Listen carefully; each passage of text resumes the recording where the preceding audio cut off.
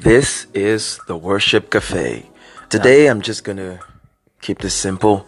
We're going to be talking about encouragement. First two episodes dealt with getting started, getting motivated, getting moving with your idea, with your thoughts. And today I'll just be addressing encouragement.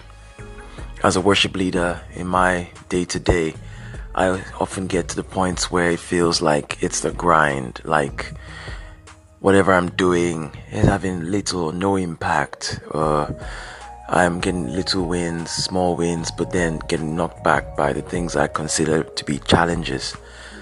It might be with starting a new blog or leading worship in church or trying to introduce new songs to the worship team.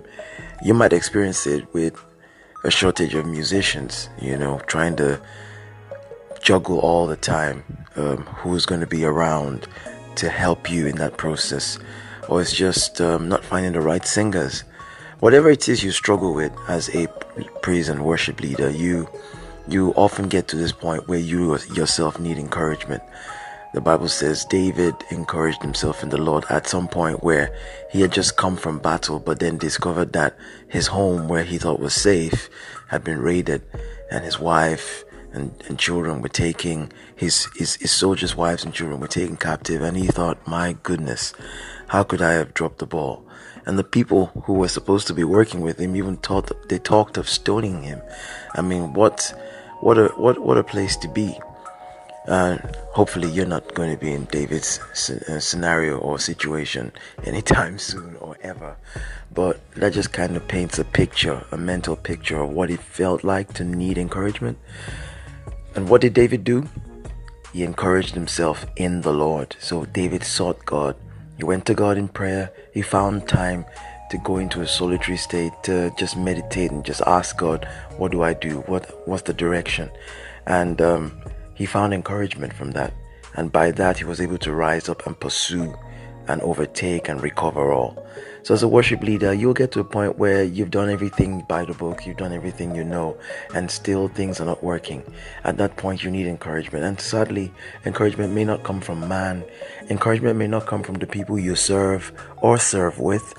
Encouragement would need to come from a deeper spiritual place, which is where turning to God comes in. So I know people might ask, oh, it's cliche, but I tell you it works. I find in my own personal journey, just getting away from it all and focusing on God, who is the only constant being in all, in all of creation. He's the only constant being in all of life. And when I focus on him, I find he moves the mountains. He moves the things that are obstacles, or my mind gets redirected and I can really see how big he is and how small these mountains are and these obstacles and these challenges are, and it helps me to realize who my ally is. He is my ally. He's helping me along the journey. So I'm grateful that I can reflect and that he can encourage me. And I'd like to encourage you to try it in your own time. Let's meditate. Let's find the time to just go back to his word.